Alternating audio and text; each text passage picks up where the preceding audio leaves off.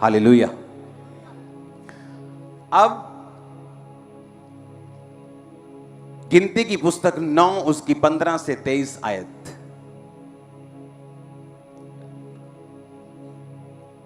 आप में से कितने लोग ऐसे हैं जो किराए के मकानों में रहते हैं? चिंता मत करो, मैं भी किराए पे था थोड़े साल पहले। आ जाओ, डोंट वरी, अपना आ जाएगा। रास्ते में है वो। उसको पांव लगे हैं, वो चल के आ रहा है तुम्हारे पास।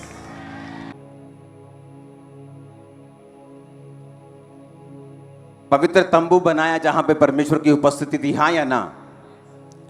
सबसे अंदर वाले स्थान में परमेश्वर के लिखे हुए वचन थे जो संदूक में रखे थे। उससे पीछे मेज वाला स्थान था जहां मेज पर रोटी पड़ी रहती थी। 7 दीवट जो यीशु मसीह को दर्शाते हैं वो था। उसके बाद बाहर वाला स्थान था। समझ आई कि नहीं? अब वो तंबू जो था, परमेश्वर ने कहा कि जब तंबू पहली बार खड़ा किया गया, परमेश्वर की महिमा तंबू के ऊपर आ गई।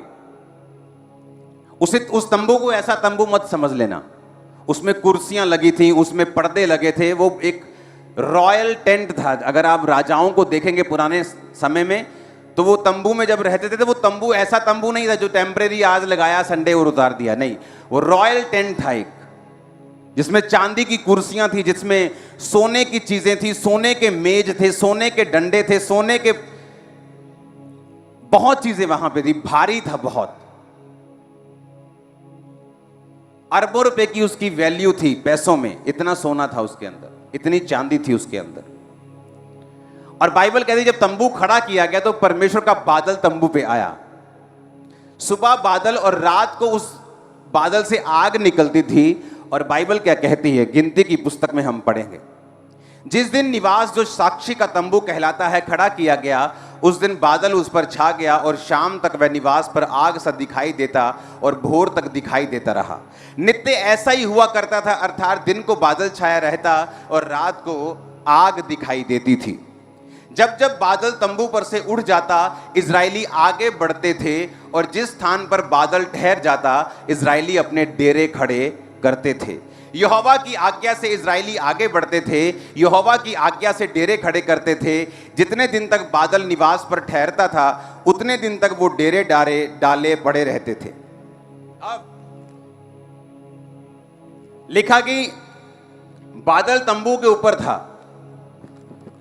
तो अगर बादल चलता था तो उनको निशानी होती थी कि बादल चल पड़ा, अपना तंबू पैक करो, सारा कुछ परमेश्वर के भवन का पैक करो और बादल के पीछे पीछे चलो। ओके, समझ आई कि नहीं? हम जो पक्के घरों में रहते हैं, हमें इस बात की समझ नहीं। हम शायद इसको समझ नहीं पा रहे हैं कि परमेश्वर क्या कह रहा था। लाखों लोग तंबू के आसपास थे। कितने? 3 गोत्र इधर, 3 इधर, 3 इधर, 3 उधर, पूर्व पश्चिम उत्तर दक्षिण, 3-3 गोत्र। 12 गोत्रों में 20 लाख के 25 लाख के करीब जो थे वो लोग उसमें थे। लेवी जो बीच में थे तंबू के, पूर्व पश्चिम उत्तर दक्षिण में, पूर्व छोड़ के, वो अलग थे। जब जब बादल उठता था तो लेवी के 3 गोत्र, एक गोत्र परमेश्वर के संदूक को पैक करता था कपड़ों में, सोने की चीजों को, उसे कंधों पर उठाते थे। उसे किसी भी जगह पर रखने की या किसी भी गाड़ी के ऊपर, रथों के ऊपर रखने की आज्ञा नहीं थी। जो बाकी तंबू का सामान था, जो पर्दे थे, जो कुर्सियां थी, जो अलग अलग सामान तंबू के अंदर था, वो सारा गाड़ियों के ऊपर रखकर ढोया जाता था। समझ आ रही है कि नहीं? जब 25 लाख लोगों का एक देश तंबू के आसपास रहता था, समझ आ रही कि मान लो इधर तक 10-15 किलोमीटर, इधर तक 10-15, ये सारे लोग ही लोग भरे हुए हैं। और जब तंबू पर से बादल आगे चलता था तो उनको निशानी मिलती थी कि अब हमें आगे चलना है। तो लेकिन जब तंबू आगे चलता था तो इजरायली अपने डेरों को भी आगे लेके जाते थे। समझ आई कि नहीं? अब यह भी ध्यान में रखना है कि वो कोई मीटिंग अटेंड करने नहीं गए थे कि तंबू पर बादल आया, मीटिंग अटेंड की, 2-3 दिन बादल का पीछा किया, उसके बाद फिर अपने अपने पक्के घरों में आ गए। ऐसा नहीं था। इजरायली भी कहां रह रहे थे? तंबुओं में। कहां रह रहे थे? परमेश्वर का तंबू थोड़ा रॉयल टाइप का था, इजरायलियों के घर आम घरों के जैसा था, जैसे आम तंबू होते हैं। तो इमेजिन करो, अब मैंने एक भाई को अपने जैसे को खड़ा कर लिया है जो किराए पे है। तो बाइबल क्या कहती है? बाइबल कहती है कि कभी कभी बादल, उस आयत को पढ़ेंगे 20 आयत को, कभी कभी वह बादल थोड़े दिन निवास पर रहता, तब वे यहोवा की आज्ञा से डेरे डाले पड़े रहते थे और फिर आगे बढ़ते थे। और कभी कभी बादल संध्या से भोर तक रहता और भोर को उड़ जाता था, तब वो आगे बढ़ते थे। कभी कभी रात दिन बराबर रहता और बादल उड़ जाता, तब वो आगे बढ़ते थे।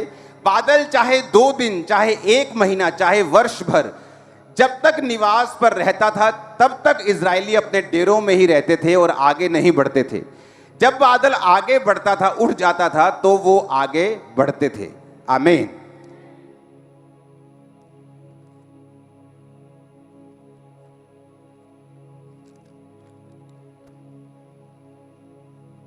किराए के घर वाले जितने लोग मेरे भाई हैं ना, उनको एक प्रॉब्लम बहुत है, जब घर खाली करना पड़ता है। यस। तो क्या करना पड़ता है? सामान को इकट्ठा करके दूसरी जगह शिफ्ट करना पड़ता है। कैसे शिफ्ट करते हैं हम उसे? गाड़ियों में अगर ज़्यादा हो तो गाड़ियों में उठा। तो उसमें क्या क्या सामान है? घर के बर्तन, राशन, बेड, बिस्तरे, टिंडे पांडे, सारा कुछ है ना। अब आप ये समझो ध्यान से कि हम एक तरफ के इजरायली हो गए, बादल रुक गया यहां पे आके, आप सबने अपने अपने टेंट खड़े कर दिए। छोटे छोटे बच्चे हैं आपके, बुजुर्ग भी हैं, आपके पास राशन है, राशन तो लेके चलोगे ना, जानवर भी होंगे, दूध कहां से लोगे? वहां अमूल तो था नहीं, अमूल मक्खन आ रहा है 100 ग्राम की टिक्की, तो वो तो था नहीं। तो जानवर भी थे, बच्चे भी थे, बुजुर्ग भी थे, घर भी था, बर्तन भी थे, राशन भी था। इमेजिन करो, बाइबल कहती है सुबह वो बादल कई बार आता और शाम को फिर निकल पड़ता था। इमेजिन करो आप सुबह आए हो, किराएदार को अगर 1 साल बाद भी मकान खाली करना पड़े ना, उसको बड़ी दिक्कत होती। उसे किराए से प्रॉब्लम नहीं, वो बोलता परमेश्वर अपना घर दे दे, ये मैं बदलने के चक्कर से फ्री हो जाऊं। सही कह रहा हूं कि नहीं? तो इमेजिन करो, सुबह बादल आया और आपने अपने डेरे खड़े किए, आपके बच्चे सो रहे हैं, अभी अभी आपकी वाइफ ने बर्तन टिकाए हैं, उसमें चावल दाल सब रखा है, और शाम को बादल फिर आगे निकल गया। आप फिर सामान पैक कर रहे हो, फिर गधों पे लाद रहे हो, फिर बच्चों को उठा रहे हो। लिखा बादल भोर तक रहता, सुबह 4 बजे तक। 4 बजे बादल आगे बढ़ा तो इमीडिएटली उठो, बच्चों को उठाओ, बुजुर्गों को उठाओ, सामान पैक करो, जानवर कहां है लेके आओ, सब कुछ इकट्ठा करो, फिर से बर्तनों में राशन डालो और फिर से आगे बढ़ो। क्यों? बैठ जाओ। क्यों ऐसा मुश्किल? क्यों? जब परमेश्वर को मालूम है कि इसमें छोटे छोटे बच्चे रहते हैं, बुजुर्ग रहते हैं, तो जब परमेश्वर एक जगह पे ठहर जाए तो कम से कम 3, 4, 5, 6 महीने तो वहीं रहे ना, ताकि जो तंबू खड़े किए, घर बनाया, बर्तन सजाए, फिर से पूरा पूरा एक नया घर बनाए, जानवर गाड़े, खूंटियां गाड़ गाड़ के बांधे, सब कुछ कर दिया, लेकिन लिखा कई बार बादल 2 दिन रहता और फिर आगे बढ़ता था। क्यों? पुराने नियम में जो कुछ भी लिखा है वो आज हमें सिखाने के लिए लिखा है। यीशु मसीह के जन्म के बाद करोड़ों लोग दुनिया में आए हैं, पहले इतनी पॉपुलेशन नहीं होती थी। तो परमेश्वर ने उन थोड़े लोगों में हमें सिखाया है ताकि आने वाले, अभी भी दुनिया में 800 करोड़ लोग हैं जिसमें से 300 कुछ करोड़ परमेश्वर को मानते हैं, वो 400 करोड़ ही होंगे। सुनो मेरी बात, वो चीजें क्यों लिखी गई? ताकि आने वाले समय में जो फ्लड होगा लोगों का, उसे बताया जा सके, सिखाया जा सके और बचाया जा सके। अब एक किराएदार इस बात को समझता है, या आप भी समझेंगे, कि वो फुल फैमिली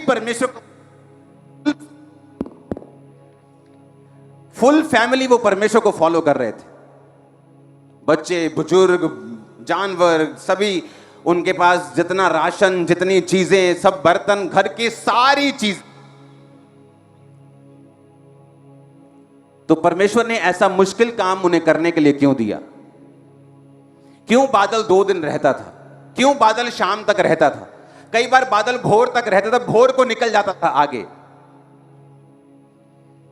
एक बात याद रखना, मैं अलग बुलाहट से बुलाया गया हूं, आप अलग बुलाहट से बुलाए गए हैं। हम सब सुसमाचार सुनाने के लिए बुलाए गए हैं, लेकिन मेरे बनने का तरीका, आपके बनने का तरीका अलग है। हालेलुया। इसलिए मेरे फिंगरप्रिंट आपके फिंगरप्रिंट से मैच नहीं करते। किसी के फिंगरप्रिंट, उंगलियों के निशान दूसरों के साथ मैच नहीं करते। परमेश्वर ने आपको यूनिक बनाया है। अगर आज आप शक्लें बनाने शुरू करें, 10 शक्लें बनाने के बाद 11वीं आपकी सेम मैच कर जाएगी 10 में से। आप भूल जाएंगे कि और कौन सी शक्ल बनाऊं। तो परमेश्वर ने देखो कितने करोड़ लोगों की शक्ल सबकी अलग बनाई, वो कितना बड़ा कारीगर होगा। सुनो मेरी बात, क्यों परमेश्वर ने कहा कि तुम शाम को बादल आगे गया, तुम भी आगे जाओगे? अगर मुझे मालूम है कि मैं परमेश्वर में एक ग्लोरियस काम करने के लिए बुलाया गया हूं, आपको मालूम है कि परमेश्वर ने आपको फाइनेंशियली बरकत पाने के लिए बुलाया है, आपको डॉक्टर बनने के लिए बुलाया है जिसके द्वारा परमेश्वर बहुत से डॉक्टर्स को बचा सके, आपको एक बिजनेसमैन होने के लिए बुलाया है। सुसमाचार तो हमारी पहली बुलाहट है ही, लेकिन दूसरी भी बुलाहट है आपकी लाइफ में जिसको परमेश्वर आपकी लाइफ में पूरा करना चाहता है। एक है परमेश्वर का दिया हुआ मकसद आपकी लाइफ में, जो परमेश्वर आपकी लाइफ में पूरा करना चाहता है। उस मकसद को पूरा करने के लिए आपको एक काम करना पड़ेगा। परमेश्वर ने कहा, आदम, मैं तुझे अकेला देख रहा हूं और तेरा अकेला रहना ठीक नहीं है, तो मैं एक ऐसा सहायक बनाऊंगा जो तेरे साथ मेल खाए। हालेलुया। तो बाइबल क्या कहती है कि परमेश्वर ने सब जानवरों को आदम के पास लेके देखा तो कोई भी आदम के साथ मैच नहीं किया।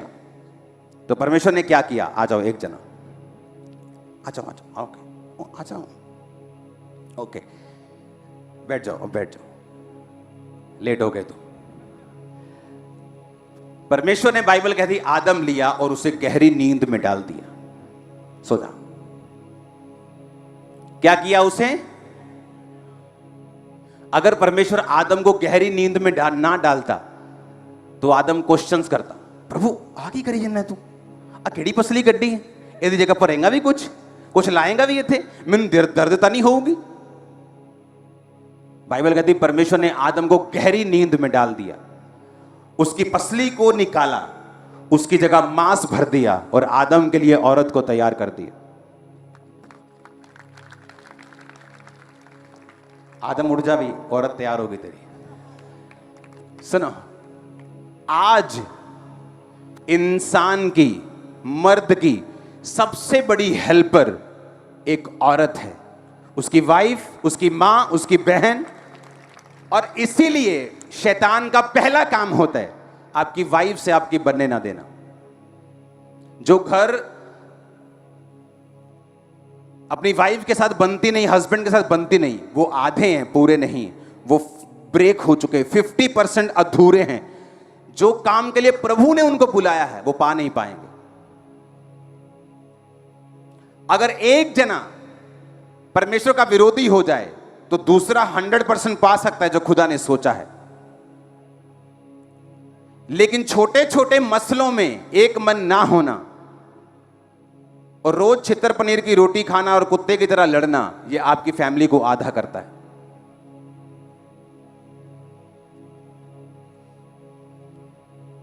बेटे को अपनी ओर कर लिया बाप ने। मां से बनने नहीं दी, मां ने बेटे को अपनी ओर कर लिया, बाप से बनने नहीं दी। अब वो बाप से पहले नहीं बनती, एक दिन शैतान मां के खिलाफ भी उसको कर देगा। बाप की वो सुनना नहीं चाहता, अब मां की सुनता नहीं, घर ब्रेक हो गया। पर अगर दोनों से बनती होगी, मां के साथ कुछ होगा बाप आ जाएगा टांग अड़ाने, बाप के साथ कुछ होगा मां आ जाएगी टांग अड़ाने, घर बचा रहेगा। हालेलुया। तो जब आदम के अंदर से कुछ बेस्ट निकालना था, जो उसकी लाइफ के लिए 100% बेनिफिशियल हो, फायदेमंद हो, परमेश्वर ने आदम को गहरी नींद में डाला। गहरी नींद सरेंडर को दर्शाती है, समर्पित होने को दर्शाती है, खुदा के सामने कंप्लीट समर्पण गहरी नींद को दर्शाती है। अब आपकी लाइफ में जो हवा है, सिर्फ औरत की बात मैं नहीं कर रहा हूं, जो आपकी लाइफ से परमेश्वर बेस्ट निकालना चाहता है, वो कैसे निकालेगा? एक दिन मैं प्रेयर कर रहा था, परमेश्वर मुझे सबसे बड़ी चर्च होने के बावजूद भी, मेरी प्रेयर क्या थी, मुझे मजा नहीं आ रहा, मुझे और बढ़ना है। मुझे सब कहते थे क्या बात है, लंगड़े चल रहे हैं। मैं कहा मुझे आगे जाना है और आगे जाना है, मुझे क्या करना है, परमेश्वर मुझे बताओ मुझे क्या करना है। रोज खुदा से प्रेयर करनी, रोज रोज रोज रोज रोज। और एक दिन मुझे महसूस होया कि मुझे यहां घर में प्रेयर नहीं करनी, मुझे बाहर जाके प्रेयर करनी। मैंने गाड़ी उठाई, अपने लोगों को लिया, ड्राइवर लिया और मैं चला गया हिमाचल के बॉर्डर की तरफ। मैं कहीं गया तो वहां खड्ड थी एक नीचे, मैंने कहा यहीं रोक, और नीचे मैं खड्ड में उतर गया। मेरी टीम थोड़ी दूर तक आई, उसके बाद मैं नीचे खड्ड में चला गया, जहाँ जानवर बहुत होते हैं। वहाँ जाके मैं देखा कोई नहीं है, सिर्फ पेड़ पौधे हैं, मिट्टी है। वहाँ बैठकर मैं प्रेयर करने लगा, परमेश्वर सचमुच मुझे गाइड कर, मेरे अंदर से बेस्ट निकाल, जो तू चाहता है वो हो। घंटों प्रेयर करने के बाद वहां पे परमेश्वर ने मुझे विजन दिया कि जब तू प्रीच किया करेगा, लोग टीवी के ऊपर तुझे देखा करेंगे और लाखों लोग होंगे। आज तो लोग कॉपी कर रहे हैं कि जो खामरा मिनिस्ट्री कर रही, कॉपी पेस्ट करी जाओ, कामयाब वो हो रहे, हम भी हो जाएंगे, डोंट वरी। लेकिन ये हुआ कैसे? ये हुआ खुदावंद की प्रेजेंस में जाने के बाद, हजूरी में जाने के बाद, प्रेयर करने के बाद, लगातार कॉन्टिन्यूस प्रेयर। अगर आपकी लाइफ चेंज नहीं हो रही, आपकी प्रेयर में कमी है, क्योंकि आपकी जो आपका केस है वो डिमांड कर रहा है 6 घंटे प्रेयर, पर आप दे रहे हो 2 घंटे। मोटर अगर 1100 वाली लगाई तो इतनी वोल्टेज भी चाहिए, अगर छोटी लगाई है तो कोई बात नहीं। अगर 3 फेस मोटर है पानी देने वाली खेतों की, तो उसे ताकत भी वैसी चाहिए। केस बड़े बड़े हैं, प्रेयर छोटी है हमारी। तो मुझे मालूम था कि मेरा केस बड़ा है, मेरी इंटेंशंस बड़ी हैं, मेरे मोटिव बड़े हैं, मेरा काम बड़ा है। तो मुझे खुदावंद की प्रेजेंस में वैसे नहीं जाना जैसे लोग जाते हैं, मुझे अलग तरीके से जाना है। कुछ भी बदलेगा नहीं, सालों साल आप ऐसे ही रह जाओगे जब तक आप खुदावंद की प्रेजेंस में जाकर उसे बदलने का फैसला नहीं करोगे।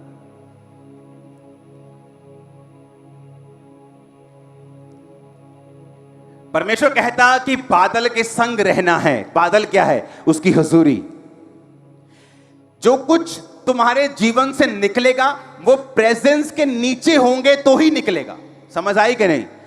इसीलिए इस्राएलियों को मालूम था कि अगर सुरक्षा चाहिए, कनान में एंट्री चाहिए, दुश्मनों से आजादी चाहिए, हर टाइम जीत चाहिए, मौत से छुटकारा चाहिए, तो बादल के नीचे रहना एकमात्र हल है। इसलिए सुबह हो, शाम हो, भोर हो, उसके पीछे चलने के अलावा उनके पास कोई दूसरा ऑप्शन नहीं था।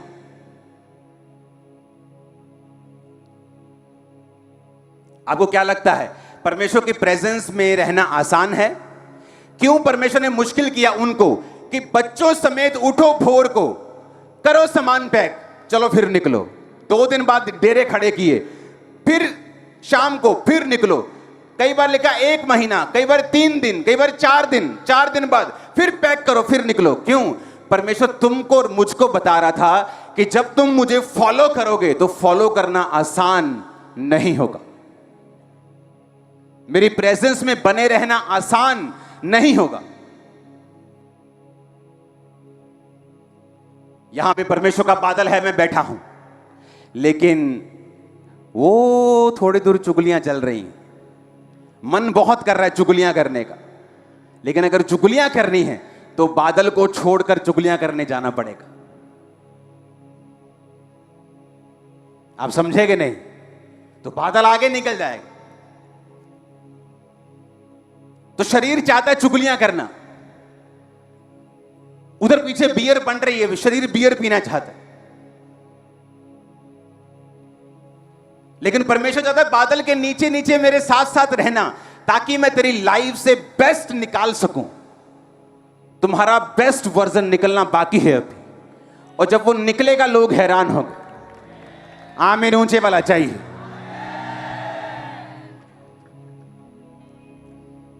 पढ़ो अच्छी बात है, बिजनेस करो अच्छी बात है, लेकिन उसमें से बेस्ट निकालना यह तुम्हारे बस की बात नहीं।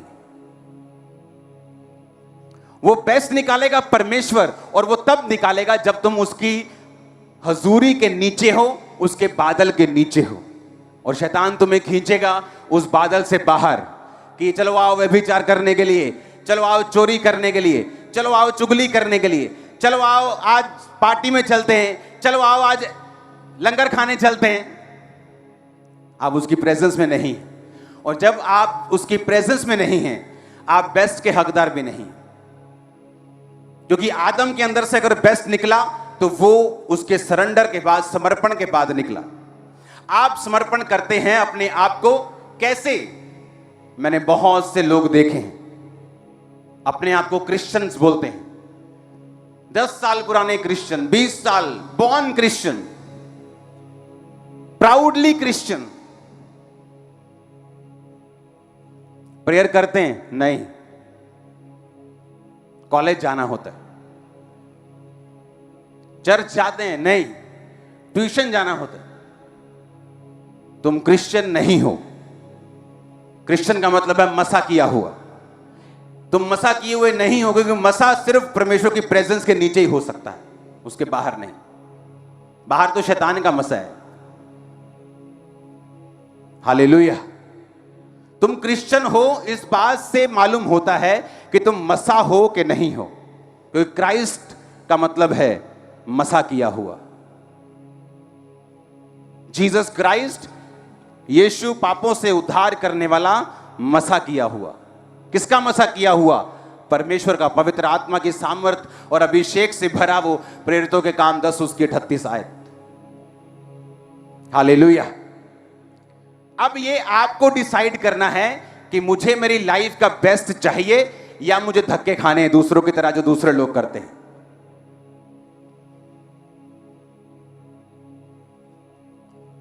दुनिया में कई तरह की गाड़ियां हैं।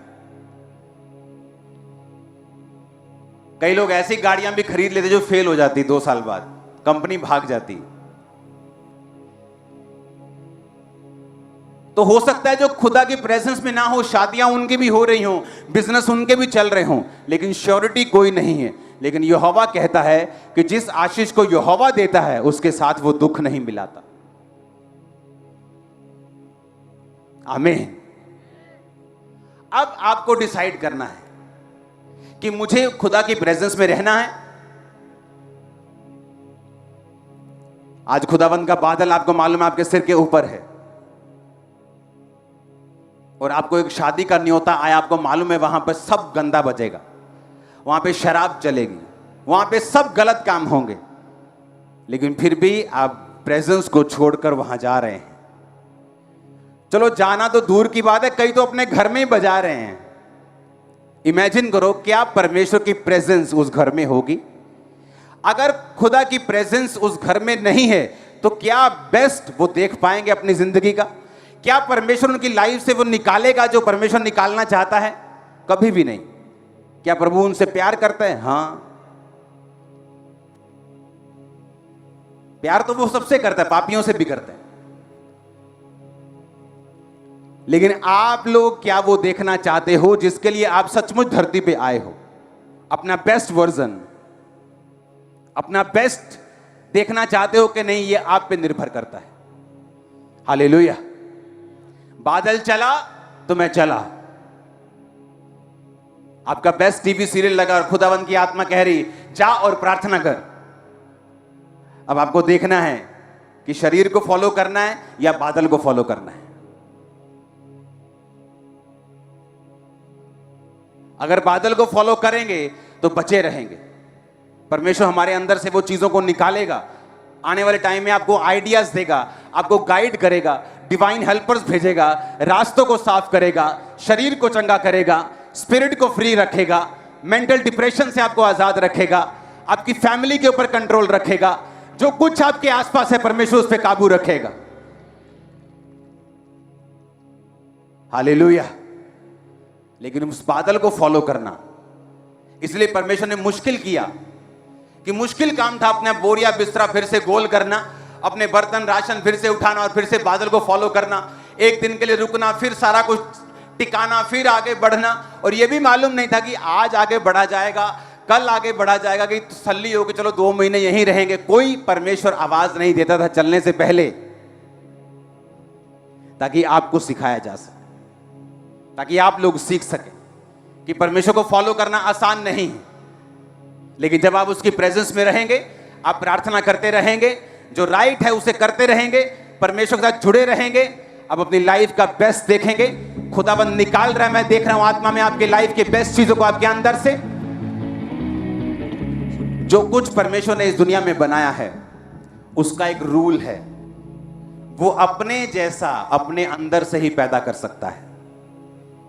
आदमी आदमी को, गधा गधे को पैदा करता है, संतरा संतरे को पैदा करता है। संतरा कहां से, संतरा कहां से अगर उगाना हो तो कहां से बीज आता है उसका?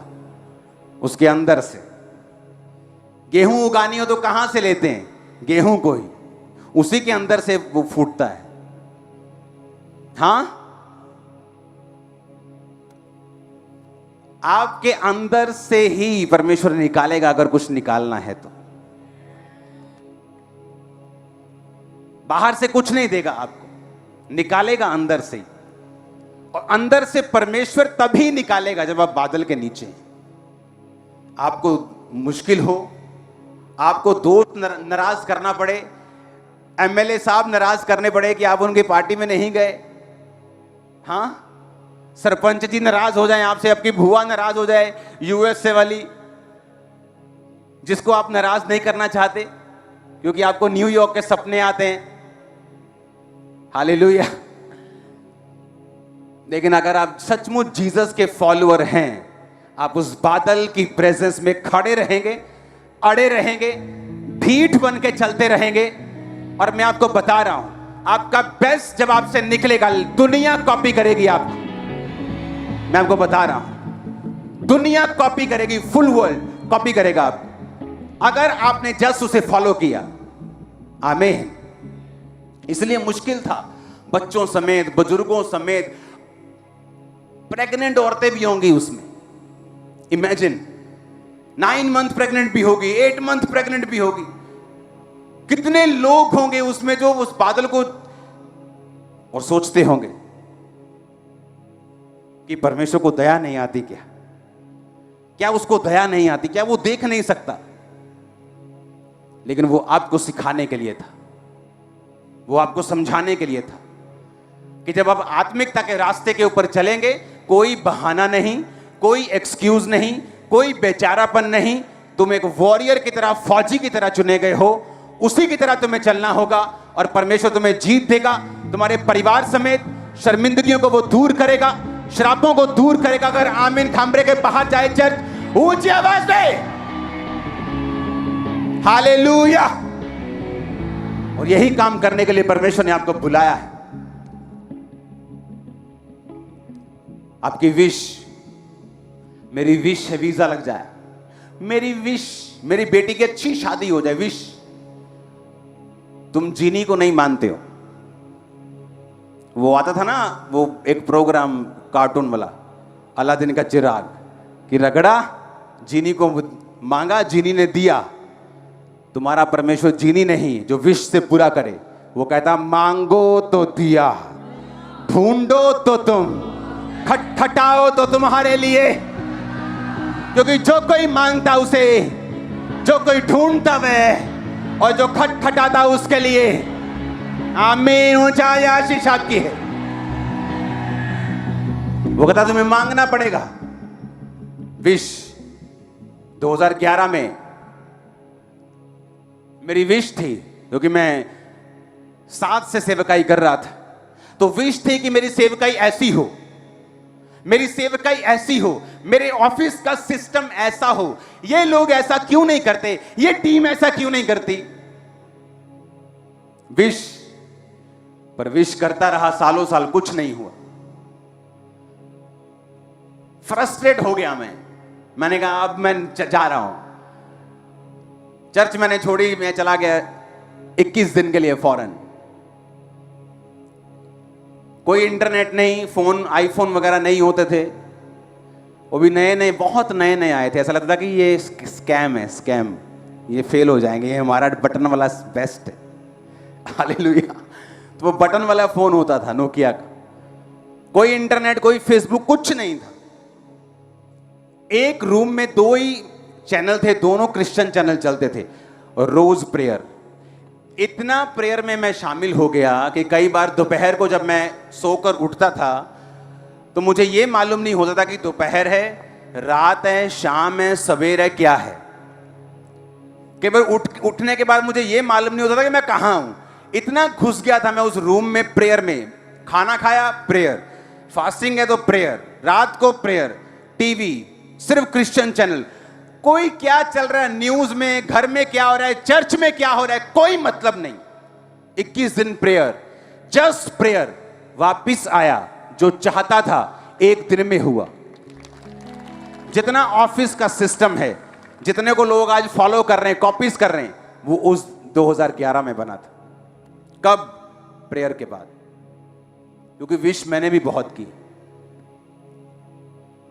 विश मैंने भी बहुत की कि प्रभु ऐसा कर दे। प्रेयर भी की होंगी, घंटा 2 घंटा 4 घंटा उसके लिए। लेकिन कुछ केसेस ऐसे हैं, डॉक्टर से अगर आप बात करेंगे तो कुछ सर्जरीज ऐसी होती हैं 3-3 डॉक्टर मिलके करते हैं, और कुछ केस ऐसे होते डॉक्टर आधे घंटे में खड़का देते, चल भी जा, रसौली हाथ में पकड़ा के, चल ठीक हो गया तू। लेकिन कुछ केस में 12-12 घंटे लगते, 3-3 डॉक्टर लगते, टीम लगती, मशीनें लगती। आपका केस बड़ा है, आपकी टैबलेट छोटी है। बुखार को तो आप पैरासीटामोल से ठीक कर सकते हो, टीबी का बुखार उससे ठीक नहीं होगा, उसके लिए अलग दवाई खानी पड़ेगी। आज कलीसिया को खुदा की प्रेजेंस में चलने की आदत नहीं। संडे वो बादल के नीचे हैं, मंडे पब के नीचे हैं, मंगलवार नहीं, मंगलवार हम नहीं, बंद होते ठेके, बंद होते कि नहीं, खुले होते हैं? हाँ खुले होते, खुले होते। मैं जान के पूछा, खुले होते हैं? हाँ जी हाँ जी खुले होते हैं। मैं जानना रोज। संडे चर्च, मंडे ठेके पे। आप प्रेजेंस के नीचे नहीं। आप सीख रहे हो, अभी आप गलतियां कर रहे हो, आप धक्के खा के जा रहे हो। और खुदा आपसे प्यार करता है, लेकिन वो ये नहीं चाहता कि आप धक्के खाएं और शैतान की मार खा के कर्ज के साथ आगे बढ़े। वो ये नहीं चाहता।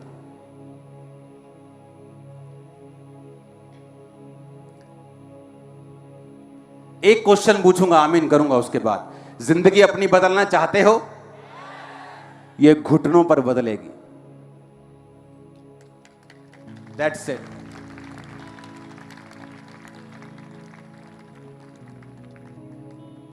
नहीं तो आप अपने हस्बैंड से प्यार की भीख मांग मांग कर, अपनी मां से, भाई से, मां बेटे से अपने प्यार की भीख मांग मांग कर भिखारी बन जाओगे जब तक घुटनों पे नहीं आओगे। शर्मिंदा हो होकर तुम शर्मिंदगी के राजा बन जाओगे जब तक घुटनों पे नहीं आओगे और खुदा के पीछे नहीं चलोगे। और वो फिर आपको बनाएगा आपका बेस्ट यू। अपने पड़ोसी से पूछो, बोलो जिंदगी बदलना चाहते हो? तो कैसे बदलेगी बताओ पड़ोसी को। बोलो घुटनों पे बोलो घुटनों पे बदलेगी तेरी जिंदगी। आजा घुटनों पे प्रेयर कर रोज। आमीन। ऊंचे वाला चाहिए। Hallelujah, hallelujah.